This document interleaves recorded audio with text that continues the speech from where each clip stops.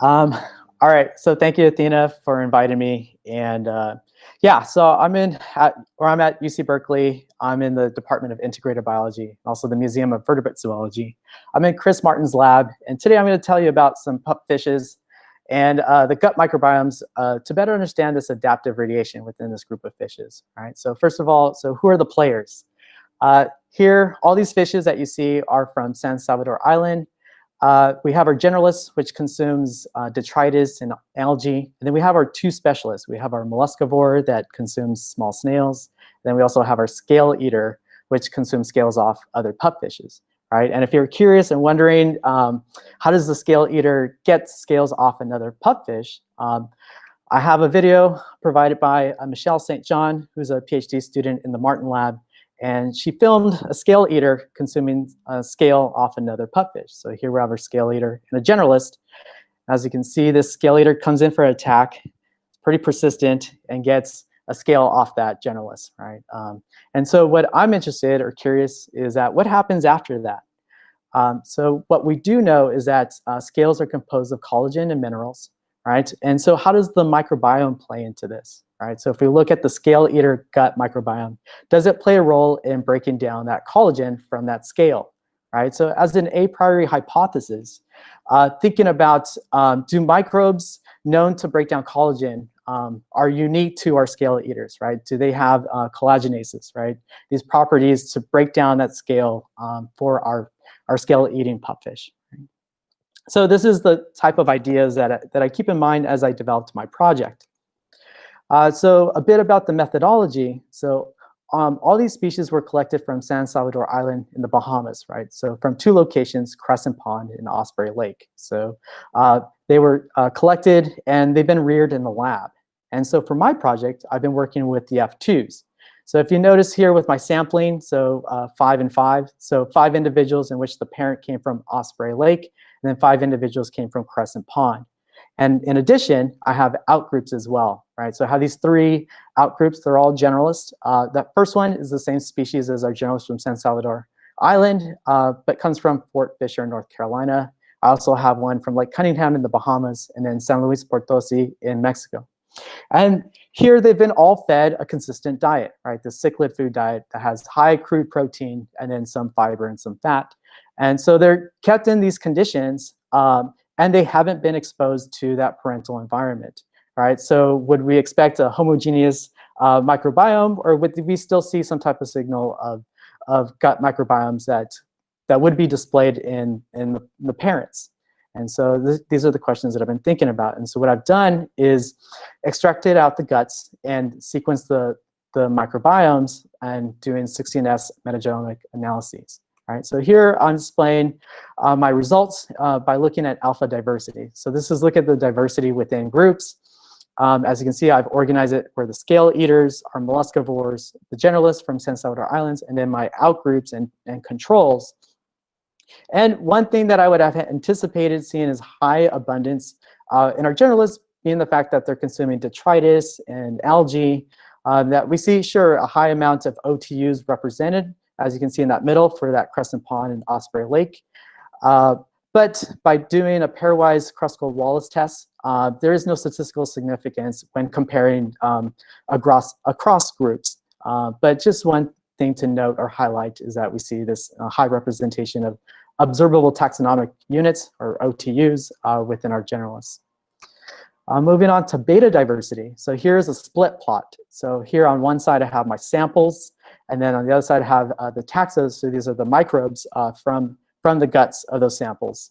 And just to focus on the samples right now, that we do see some clustering. So here in the triangles that I've highlighted, those are all the outgroups that kind of tease apart from San Salvador Island samples, right, for those 3 species from San Salvador. In addition, at the top, if you notice these plus signs, those are the scale eaters. And as you can see from both Osprey Lake and Crescent Pond, that you do see some of them clustering together, not entirely, but that you see them at the top there. And if we were to superimpose that onto the taxa, right, so these are the microbes that are found in the gut, that we do see some splitting. You know, it's not a very clear split for that outgroups, and then really not much of a pattern right there at the top for scale eaters. And what I've done is taken a subset of the scale eaters, and I have here another NMDS plot. So this is a non-metric multi-dimensional scaling plot of just the scale eater samples. As you can see, that there is some twos and a part that is due to being from those two different locations. But also, I'm also representing the fact that these microbes, to see which ones are abundant in our scale eaters. And I had mentioned that as an a priori hypothesis, that by looking through the literature, that there are some microbes that are known to have collagenase properties, so breaking down that collagen. And so I know that these 4 phylum have microbes known to break down collagen. And so what I've done is look at the abundance of microbes within each of these phylum. So here I'm showing you actinobacteria.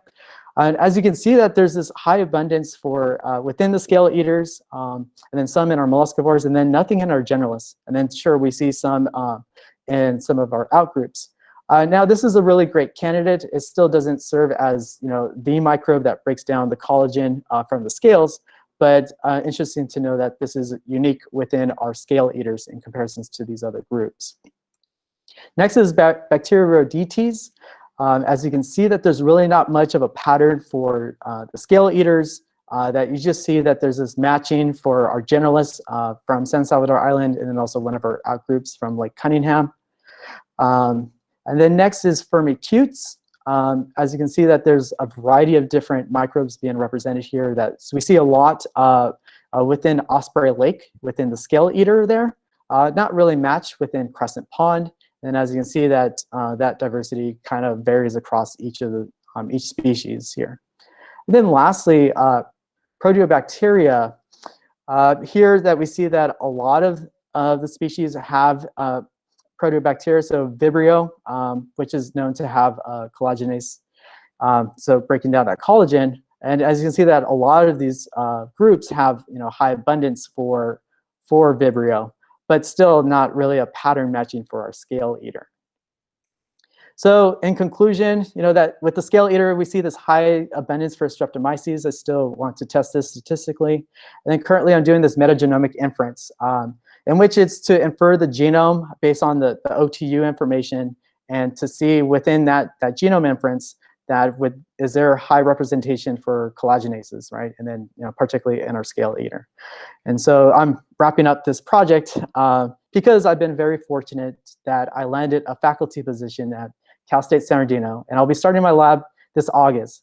And so I'll continue working on fishes, pupfishes, rockfishes, pricklebacks.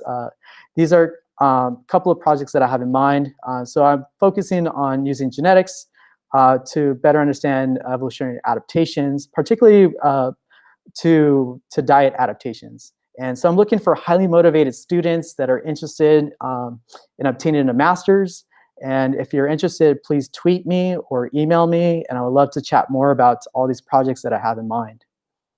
Lastly, I'd like to acknowledge Chris and the lab. They've been phenomenal. I just started this postdoc in January, and sadly I have to leave and move on to start my own lab. But they've been very supportive throughout my project, and very given me a lot of feedback in all the work that I've done, and I can't thank them enough. And then lastly, I'll just take any questions. So thank you so much for this opportunity. I will be talking about termite gut microbiome and how it has evolved across 150 million years of termite evolution. So just starting off with the model system, what are termites? So termites are social insects, and they are detrivores. That means they eat on dead plant matter, and they can feed on different types of plant matter.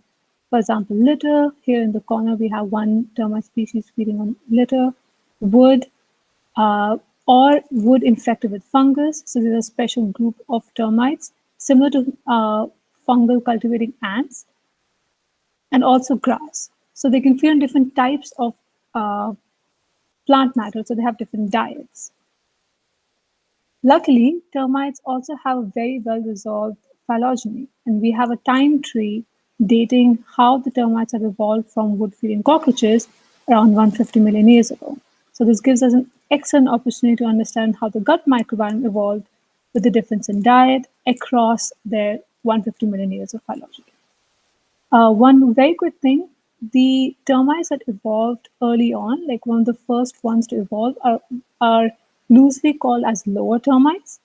And the ones that evolved 50 million years ago, so recently, are called as higher termites. So I'll be using this lower and higher termite analogy, but actually it's not a phylogenetic term. It's used in the termite field. So termites they're dependent on the gut microbes to digest the wood or plant matter that they're feeding on, though they do perform some of the digestion by themselves in the midgut. So termites as a host also secrete some endoglucanases and beta-glucosidases in the midgut, where the wood particle is digested to release glucose. But the majority of digestion takes place in the hindgut with the help of gut microbes. And termites can harbor flagellates, microbes, archaea to perform different functions that releases short-chain fatty acids and provide energy to the host. Now, so far, we have a very good understanding of gut microbe taxonomy. So a lot of 16S analysis has already been performed to understand how microbes have evolved across the termites, how it changes with diet, but the functional aspect is still missing. So far, two major groups of termites have been studied functionally. The fungal cultivating ones, which I said was a very special group, similar to ants. So a lot of comparative analysis with ants have also been done. But at the same time, wood feeding group called Nasoty termitinae have also been analyzed functionally. So other termites, which are soil feeding or are distributed across a phylogeny early on, like the lower termites or other higher termites, still haven't been analyzed. So with this project, we had an opportunity to sequence a lot more and compare them across their diets and the phylogeny. So we did metagenomics, shotgun sequencing of 146 termite species across the termite phylogeny with different diets. So this is just a small representation of which species we looked at and how they are phylogenetically distributed. And they can have like three major diets that we're looking at: lower termite wood feeders, higher termite wood feeders, and higher termite soil feeders. So lower termites are only wood feeders. So termites evolved from a wood feeding ancestor. So that itself, the evolution of diet itself is very interesting, and how microbes play a role.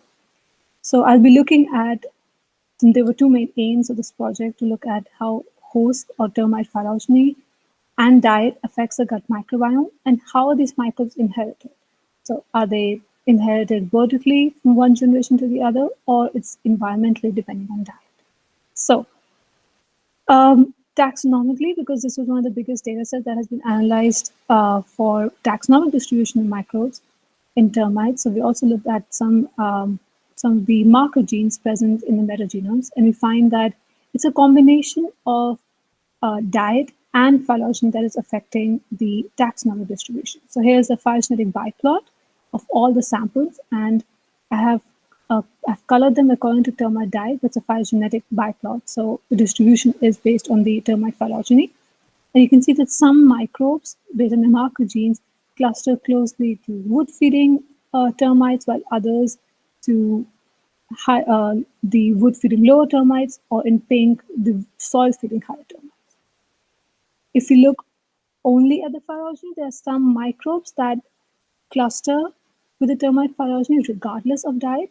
So this is a circular representation of the termite tree, and the colors at this point doesn't matter, but I would like to guide your eye here in the corner where I have the black circle. These are 10 different termite species represented by the branches, and in the heat map is a phylogenetic correlation, autocorrelation analysis, where orange represents there's a significant correlation depending on how the microbial abundance is similar and closer to the termite species, and white means that there's no significant correlation. And these 10 species of termites have different diets, yet the clustering is phylogenetically distributed. So we see a combination of both phylogeny and diet in the distribution of microbial taxa. What about the functions? We see an exactly similar trend. I'm here looking at lignocellulose genes, especially the GH enzymes, so glycoside hydrolases, and we find that there is definitely a dietary distribution where some of them are highly abundant in soil feeders, while others shown in pink, while others in wood feeding high termites shown in blue. And there are also some examples where the GH enzyme relative abundance cluster phylogenetically with termites regardless of the diet. And here I've circled two major points across the termite tree. In light blue branches are a group of termites that have both wood and soil feeding diet, whereas here in gray also. So in gray, there are three different diets that we're looking at. It's wood feeding, soil feeding, and lichen feeding. Lichen feeding is not that different from wood feeders, but we find that the end products that they're released are slightly different. So we wanted to cluster them separately from other wood feeders. So we have looked at the taxonomy, we've looked at the relative abundance of the functions, but what about the taxonomy of the functions? So who are performing those functions?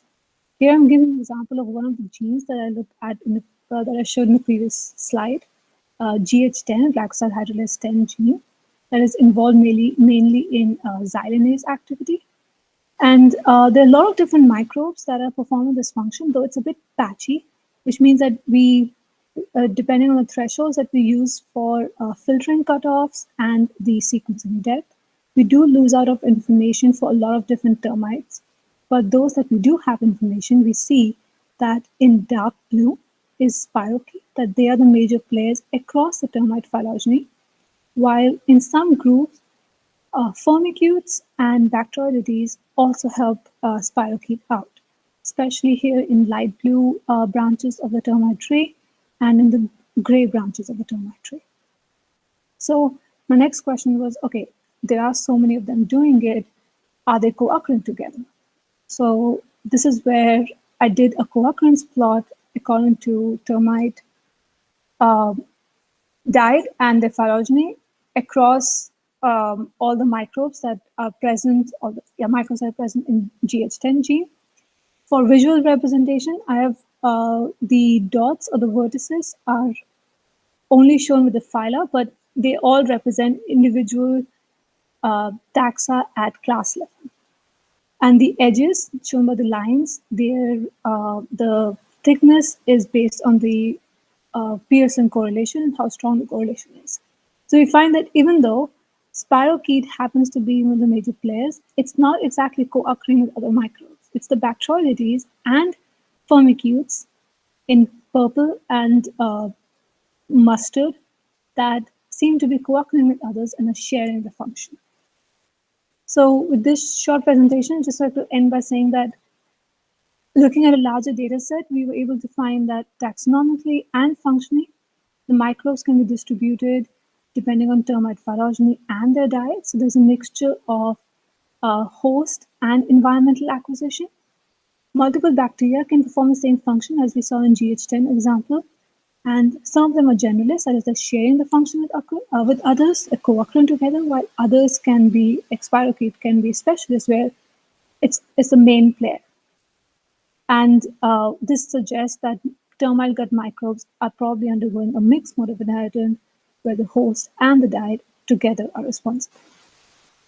I'd like to acknowledge my lab and the amazing view that we have in Okinawa, OIST for funding, and GSPS for additional funding that I received last year. So you can get some more sequencing done.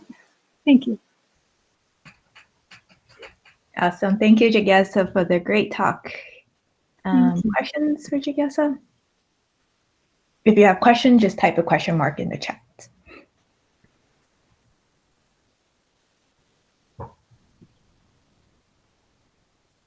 Are you going to check on distribution of function along the beetle gut or the termite gut, I'm sorry, to see if there is changes in processes? That's a very good question. You're right. So one of our collaborators are doing it. So with this project, our aim was to examine the distribution across a lot of termite species. So we weren't really going deeper into what's happening in different sections of the gut. But our collaborators in Germany are actually doing exactly that. So they are looking at foregut, midgut, hindgut, and they're comparing using metagenomics which microbial species are present and what they're doing. And how about the physiological conditions, characterizing gradients, thermodynamic gradients, and other stuff?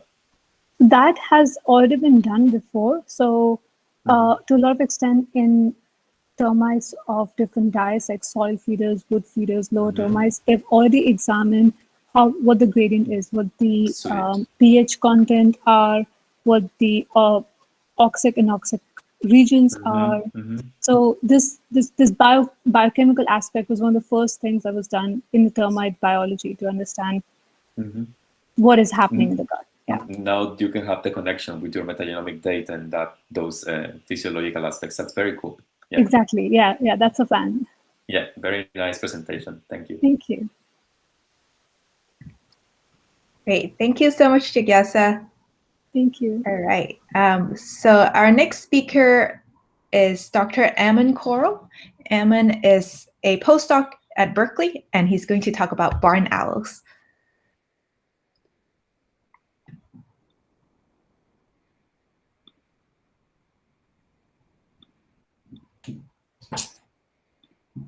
Okay, can you see that? Yes. Okay, thanks everyone for coming, and thanks for organizing this talk, Athena, this talk series. I'm going to be talking today about a project dealing with movement ecology and behavioral ecology in barn owls, and linking that to their microbial community composition. And as Athena mentioned, I'm at the Museum of Vertebrate Zoology at Berkeley, and this was a project I was doing in the lab of Rory Bowie. And so I'm going to just touch on two of the most interesting things that came out of this study, trying to think about the behavioral ecology of how animals influences their microbiota. And one of the things was that I detected differences between the sexes in their microbiota. And then I also detected differences with the degree that the animals move in their landscape. And we just had a paper come out about this. And so it was a big collaborative effort with myself and Rory, and also a whole team of scientists in Israel. So just to give you an overview of some of the data that was collected, this is a map of the study site. This is called the Hula Valley. It's found in Israel, where they do a lot of agriculture. And the yellow circles are the owl nest boxes where they captured the owls for this study. My collaborator, Moti Charter, he went out and captured the owls at these nest boxes and then tagged them with this special type of tag called an atlas tag that was there to gather data on their movements. I'll go into more detail on that later.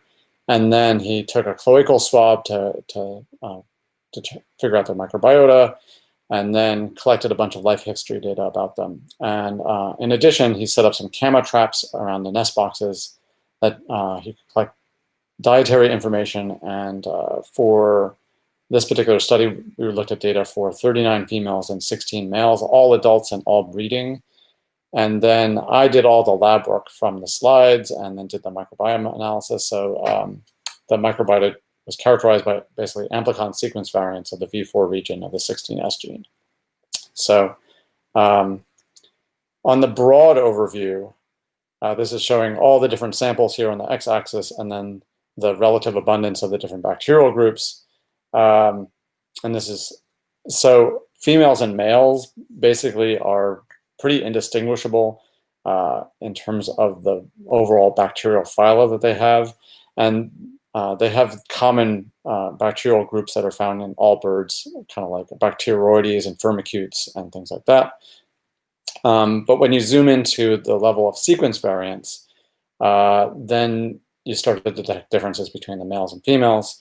And so here we have males and females broken down. And then on the y-axis is a measure of how many bacterial species they have by the Chow metric. And so on average, females tended to have more bacterial species than males. And this was a significant difference. So in terms of how many bacterial species they have, there's a difference. And also in terms of community composition, there's a difference. And so here's looking at the community composition of the females in red and the males in black points. And these are some plots of the bacterial communities as measured by either unifrac or weighted unifrac metrics.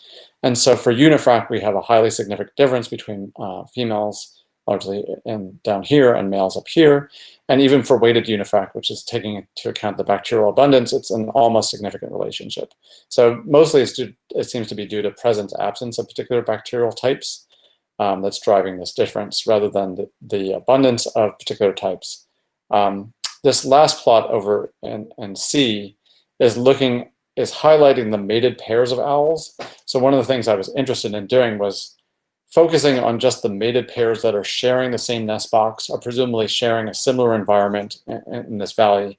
And the gray lines here are connecting mated pairs of owls. And you can see for particular females and males, even though they're sharing the same nest box in the same environment, they have really distinct bacterial communities. I should also mention that due to them having to be captured at nest boxes, this was during the breeding season. And so these differences are maybe in particular just due to this time period, but we're picking up some really distinct differences at this time period. I then did a differential abundance analysis, testing for what bacterial groups might be different between males and females. And this is grouping bacteria on the level of bacterial families. And there was 2 families that were actually significantly different in abundance between females and males. And the abundance here is the number of reads in a rarefied data set. So, and this is showing for all the different samples how abundant these 2 different groups were. So in females, they tended to have more Lactobacillus than males, and in males tended to have more Actinomycetaceae than females. And both of those differences kind of stood out. And whereas for basically every other bacterial family, there was no significant differences between the males and females. So the next question is, so we detect these differences in alpha diversity and beta diversity between the male and female owls. So what's driving this? Why do they have differences in their microbiota? And so you can imagine a few different ways that it could happen. It could be dietary differences if the males and females are eating different things. It could be differences in physiology or maybe differences in their immune system. So one of these ideas we could actually rule out. So since they had camera traps at the nest and individual owls, their movements were tracked, they could basically use the movement data to relate the idea of individual owls coming back to the nest and then link this to the camera trap data. And from the camera traps, you could identify what prey item some of the time they were bringing back. And so here they're plotting basically the proportion of these different prey as shown in different colors. So here in blue is voles. But basically the frequency of the different prey items brought by females and males didn't differ in terms of what they were bringing back to the nest. So it seems like the males and females were eating pretty similar things. And even in the first part of the nesting season, the males are actually bringing all the food to the females. And so this also suggests that there wasn't a dietary difference that was driving this pattern. So in terms of other reasons for the pattern, it's kind of hard to say with direct evidence in the owls right now. We just recognized the pattern at first, but I did some literature searches to see if anything like this had been found elsewhere. And so some other studies have examined sexual differences between in different systems. And so some of the work has been done on lab mice, and they've actually detected significant differences in bacterial prevalence between male and female mice. And one of the groups was actually Lactobacillus, the same one that I found in the owl study. And in addition, the pattern was the same as what I observed in the owls, where females tended to have a higher amount of Lactobacillus than males. There's actually even an additional study in a quail species that shows something similar too, where female quails had more Lactobacillus than males. And so this is a kind of an interesting pattern that's popping up across some pretty divergent species. And so it may hint that there's some sort of common mechanism involved. So that kind of wraps up the sexual differences part that I wanted to present. And then moving on to the movement data, this is where I wanted to give you a sense of what the movement data looks like. So in the map here is the data for a single mated pair of owls that was collected over 15 days. And then the location of those owls was taken up to every 4 seconds. So sometimes it was less because the owl was obscured from the tracking system, but it's a really high resolution map of where the owl was at pretty much every time point. And so these blue points are for how far the male was traveling, and the purple points are for the female, and you're getting tens of thousands of data points for each owl. And so we had to summarize this in some sort of way, and so the metric that we used was displacement from the nest box. So if the nest box was right here, kind of the focus of their activity, we'd measure straight line distances between each location and the owl's nest location, and then you can calculate the maximum and a median for the displacement each night.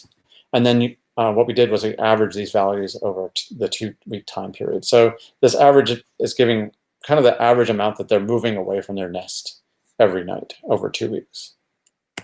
In terms of microbiome data, I've detected that there was a correlation between this measure of how much the owls were moving, this median displacement, and their alpha diversity. So that owls that moved less in their environment had lower alpha diversity, and as they moved greater distances, they had higher number of bacterial species. And this was true for both females here in red and males here in black. And I didn't detect a significant interaction between the two sexes, suggesting that even though there's differences between males and females in alpha diversity, the movement of these animals is affecting their diversity in similar ways. And this was true for whether I was looking at median displacement or max displacement, or even another variable in terms of like territory size. All three of those were correlated with one another. So they kind of give the same sort of information. It's kind of an interesting pattern, and we don't have any direct data on why this could be. So in some senses, this is where this is generated a bunch of different ideas or hypotheses of what could be going on.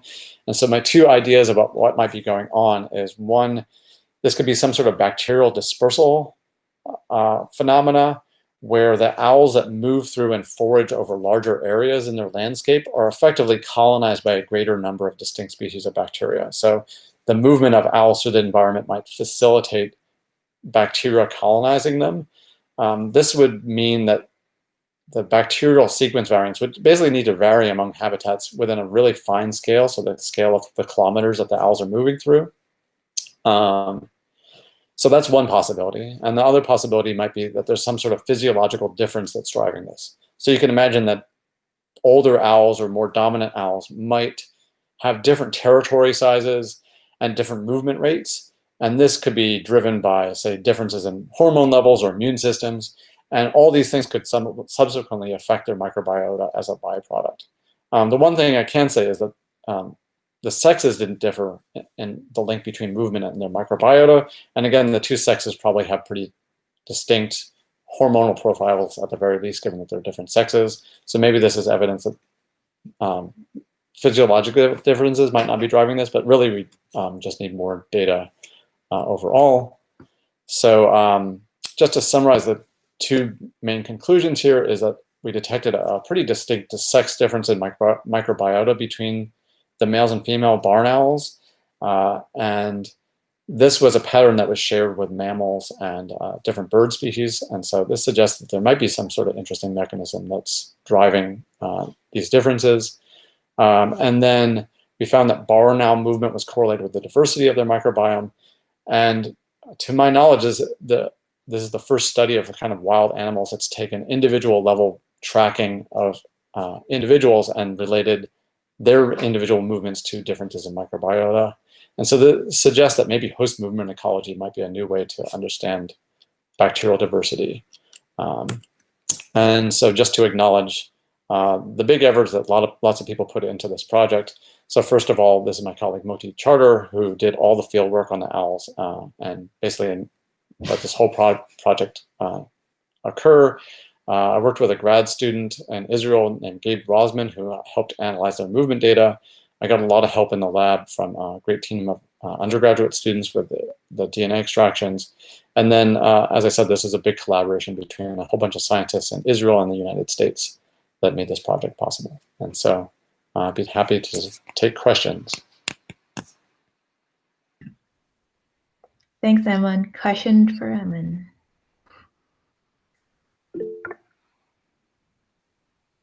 Haley? Hi, cool stuff. Thanks for sharing. I know you said that you didn't find a difference between diets and the sex of the owl, but I'm wondering if you looked at whether or not certain prey or different distributions of different kinds of prey is correlated to the microbes at all? Oh, so you mean within, so in terms of looking at the proportion of like mice or something like that in their diet, whether that broke things down based on in the microbiome. I think I explored that a little bit, but I should do that more to see how much it breaks apart. In part, it was that when you winnow down the number of animals where we could actually get all the dietary information, most of the birds were collecting kind of similar prey items. It might be different proportions, but then it's hard to tease out, like if you're just dealing with a proportion of diet for a limited number of birds. And so I think that's why I dropped that. But we're sequencing more owls, and so that's something that I'd like to return to see if there's any dietary effect. Cool, thanks.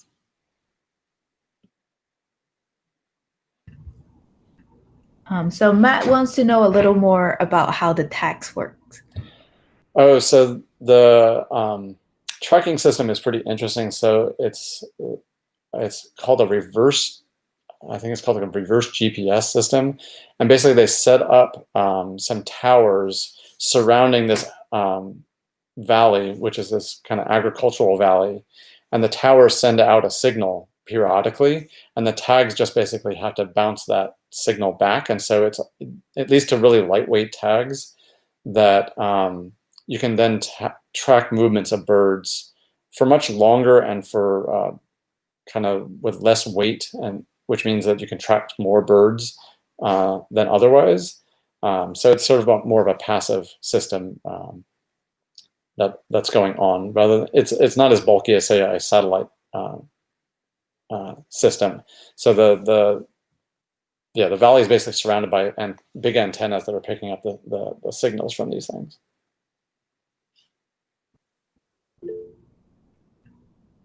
Awesome.